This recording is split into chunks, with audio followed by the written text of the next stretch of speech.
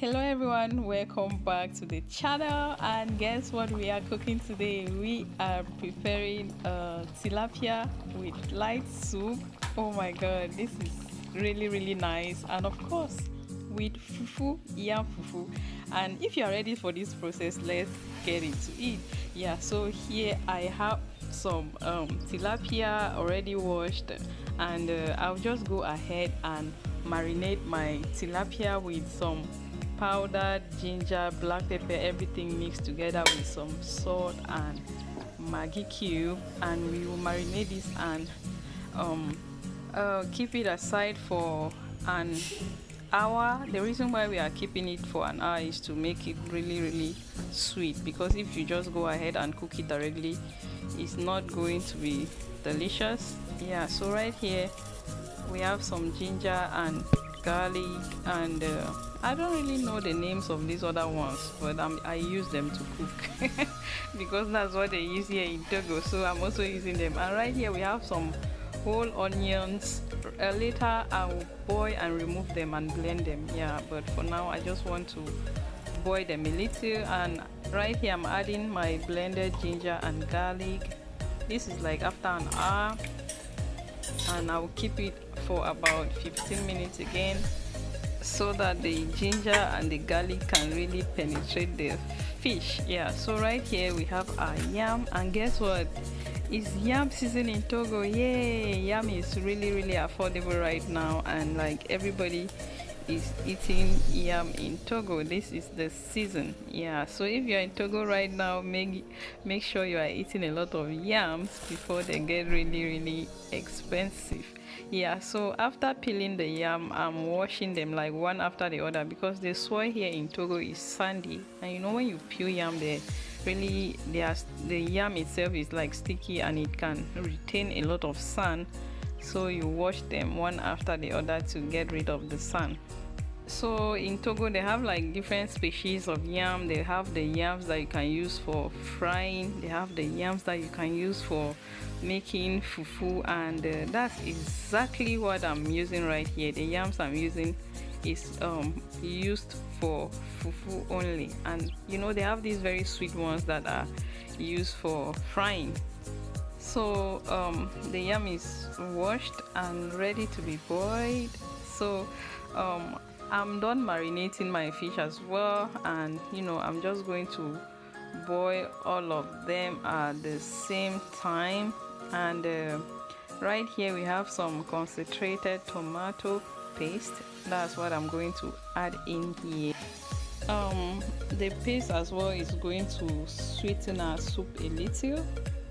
Not everybody usually adds in the tomato paste though. You can do it like just the fish broth and that's it, but usually I like adding in the paste.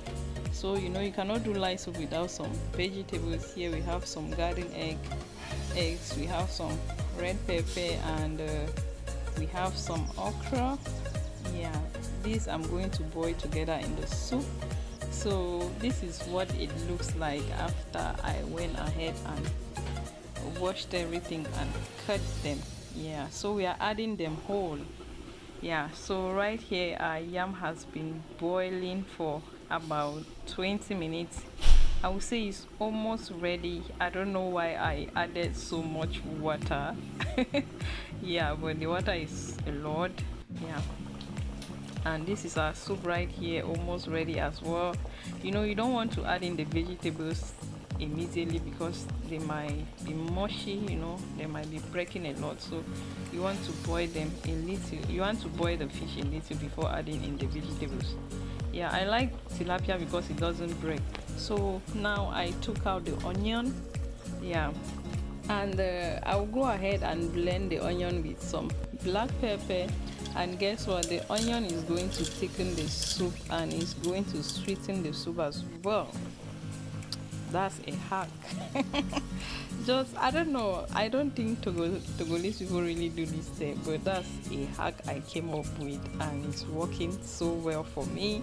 It sweetens the soup and it makes it really delicious, and the black pepper also enhances the smell. Yeah, usually Togolese people add just like the black pepper at the end. Yeah, when the soup is like ready.